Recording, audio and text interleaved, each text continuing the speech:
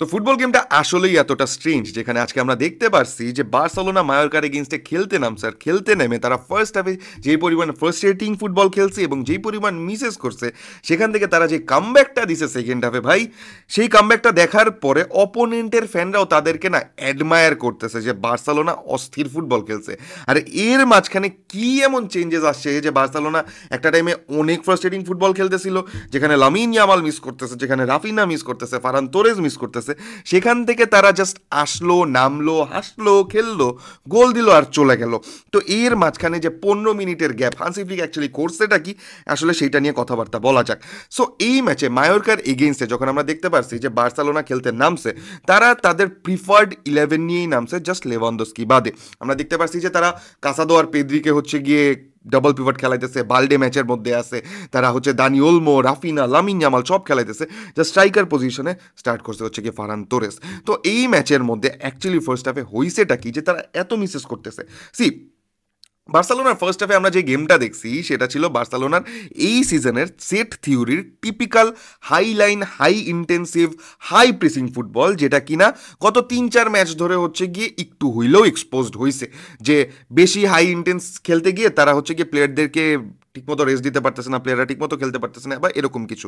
এই ম্যাচের মধ্যে যে জিনিসটা হয়েছে সেটা নিয়ে কথাবার্তা বলা যাক। সি, বার্সেলোনা আমরা জানি যে হাই লাইন মেনটেন করে, খুবই কম্প্যাক্ট থাকে, মানে প্রত্যেকটা প্লেয়ার হচ্ছে গিয়ে এক একজন আরেকজনের খুব কাছাকাছি, সেন্ট্রালি অর্গানাইজড থাকে।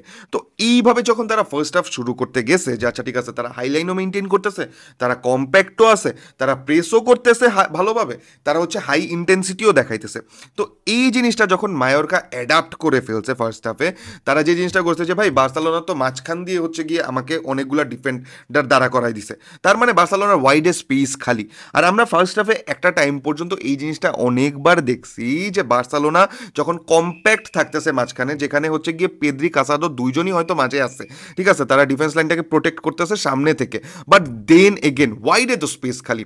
আর এই জায়গায় মায়োরকা যথেষ্ট পরিমাণের অ্যাটাক করছে ওয়াইড স্পেসেসগুলো দিয়ে।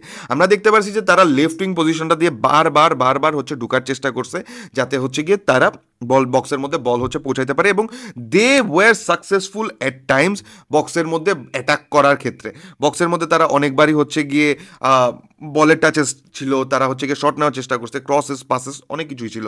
কিন্তু দেন এগেন যেহেতু বার্সেলোনা কম্প্যাক্ট ছিল, যেহেতু বার্সেলোনা হচ্ছে গিয়ে কি বলবো অনেকগুলা প্লেয়ার হচ্ছে গিয়ে বক্সের মধ্যে হচ্ছে গিয়ে দাঁড়া করাই দিছে যাতে হচ্ছে অপোনেন্টের প্লেয়াররা মার্কড থাকে, এই কারণে বার্সেলোনা এই সিচুয়েশনগুলো থেকে পার পেয়ে গেছে। বাট দেন এগেন অপোনেন্ট যখন আমার বক্সের ভিতরে থাকবে, অফকোর্স এটা আমার জন্য একটা থ্রেট। তো বার্সেলোনার যে টিপিক্যাল ডমিনেটিং ফুটবল সেটা খেলতে পারতেছিল না, ঠিক আছে। বার্সেলোনার ফরমেশনটা অনেকটা এরকম হয়ে গেছিল যে যেই প্লেয়াররা উপরে প্রেস করতেছে, সাপোজ আমি কথা বলতে পারি রাফিনা, লামিন ইয়ামাল, দানি ওলমোর, তারা হাফ স্পেস মাঠের মাঝখান থেকে উপরে অ্যাটাকিং এর সাইডটাতে হচ্ছে গিয়ে বেশি ছিল। তো যখনই হচ্ছে বার্সেলোনা এইরকম সিচুয়েশনে পড়ছে যে বার্সেলোনাকে অপোনেন্ট অ্যাটাক করতেছে, মায়োরকা অ্যাটাক করতেছে, তো তখন তারা প্রত্যেকবার না কাউন্টারে যাওয়ার চেষ্টা করছে ফার্স্ট হাফে। তো কাউন্টার যে যারা তারা যখন গেছে they were successful at times, যে তারা অপোনেন্টের বক্সের কাছে চলে গেছে বা একটা চান্স ক্রিয়েট হয়েছে যেখান থেকে বার্সেলোনার প্লেয়াররা ভরপুর চান্স মিস করছে। সত্যি কথা বলতে গেলে ভরপুর চান্স মিস করছে। আমরা এই ম্যাচের মধ্যে যে জিনিসটা দেখতে পাচ্ছি, রাফিনহা হচ্ছে গিয়ে একটা 1v1 মিস করছে, যেটা কিনা এই সিজনে অ্যাটলিস্ট রাফিনাকে দিয়ে কেউ এক্সপেক্ট করে নাই। আমরা লামিন ইয়ামালকে দেখতে পারছি যে বালদে একটা, রাফিনা একটা হচ্ছে গিয়ে বল স্কোয়ার করছে তাকে, সেখান থেকে সে শটটা অন টার্গেট নিতে পারে নাই, যেখানে সে ম্যান মার্ক ছিল না বক্সের ভিতরে। আমরা ফারান তোরেসের কথাও বলতে পারি যে কিনা এই ম্যাচের মধ্যে গোল স্কোর করে হয়তো একটু সারা ফেলে দিছে, বাট দেন কিনা আরও 3টা চান্স মিস করে ফার্স্ট হাফকে পুরার মাটিতে মিশাই দিছে। তো এই সব কিছু যখন হয়েছে ফার্স্ট হাফে, এর মাঝখান দিয়ে আরও একটা জিনিস হয়েছে যেটা কিনা বার্সেলোনার হাই লাইন এক্সপোজড। আমি এই কথাটা কেন বলতেছি, সি, বার্সেলোনা এই ম্যাচের মধ্যে হাই লাইনটা কি মেনটেন করতে পারে নাই? অফকোর্স আমার কথা তো ভাই 100%, যেখানে অপোনেন্ট মায়োরকা 10 থেকে 12 বার হচ্ছে গিয়ে অফসাইডের মধ্যেই পড়ছে, জাস্ট অফসাইডে। কিন্তু ওই একটা গোল যেটা বের হয়েছে, বার্সেলোনা যে একটা গোল কনসিড করছে, সেটাও কিন্তু এই ট্র্যাপ থেকেই বের হয়ে গেছে, যেখানে আমি দেখতে পারতেছিলাম যে তাদের দুই সেন্টার ব্যাক হচ্ছে গিয়ে সেন্ট্রালি আসে, হাইলাইন মেনটেন করতেছে। কিন্তু প্রবলেমটা এমন জায়গায় হয়েছে যে তাদের বডি পশ্চার, তারা জানে যে তাদের সাথে প্লেয়ার আছে, তাদের পিঠের পিছনেই হচ্ছে গিয়ে প্লেয়ার আছে, তারা এই জিনিসটা জানার পরও তাদের যে বডি পশ্চার হচ্ছে গিয়ে ফরওয়ার্ড মুভিং ছিল, তারা সামনের দিকে যেভাবে বডি পশ্চারটা করে রাখছে, তো যখন প্লেয়ার ইন বিহাইন্ড বের করছে তখন তারা ধরাটা খেয়ে গেছে। আর আমি বলবো যে তাদের এই হাইলাইনটা নিয়ে আরেকটু বেটার ওয়েতে কাজ করা উচিত, কারণ এই ম্যাচের মধ্যে অনেকগুলা অফসাইড কল থাকলেও, অনেকবার তারা অপোনেন্টকে অফসাইডের মধ্যে ক্যাচ করলেও, এর ওয়ার টাইমস যেখানে হচ্ছে গিয়ে এই অফসাইডের ট্র্যাপটা অনেক খুবই ক্লোজ কল ছিল এবং অপোনেন্ট কিন্তু বার্সেলোনার ডিফেন্স লাইন থেকে বের হয়ে গেছিল। তো এই সব জিনিসপত্র আমরা ফার্স্ট হাফে দেখতে পারছি যে বার্সেলোনা ভরপুর মিসও করছে, গোলও খাইছে, কিন্তু সেকেন্ড হাফে অ্যাকচুয়ালি চেঞ্জেসটা আসছে কোন জায়গায় সেইটা আমি বলি। সি, মনে আছে আমি বলছিলাম যে Barcelona through out the season actually হচ্ছে কম্প্যাক্ট ফুটবল খেলছে, কিন্তু এই জায়গায় মায়োরকা যখন প্রিপারেশন নিয়ে আসছে যে বার্সেলোনা কম্প্যাক্ট ফুটবল খেলবে, তারা সেকেন্ড হাফে নিজেদের ফরমেশনটাকে স্ট্রেচ করে দিছে। নিজেদের ফরমেশন যেখানে দেখতেছিল যে তারা চারটা ডিফেন্ডারই খুব কাছাকাছি একজন আরেকজনকে বল পাস করতেছে, সেখানে তারা ভালো মতো স্পেসেস নিছে। স্পেস নেওয়ার পরে আমরা যে জিনিসটা দেখতে পারছি যে আমরা পেদ্রিকে দেখতে পারছি সে আরেকটু নিচে আসছে, কাসাদো তার থেকে আরেকটু ডিস্টেন্সে গেছে, মানে পুরো ফরমেশনটাই স্ট্রেচ। এখন মায়োরকা যেখানে হচ্ছে গিয়ে 4-4-2 বা 4-2-3-1 হচ্ছে গিয়ে ডিফেন্ড করতেছিল, সেখান থেকে তাদেরকে অফকোর্স তারা কম্প্যাক্টলি আর ডিফেন্ড করতে পারবে না, যেটা কিনা ফার্স্ট হাফে তারা করছে।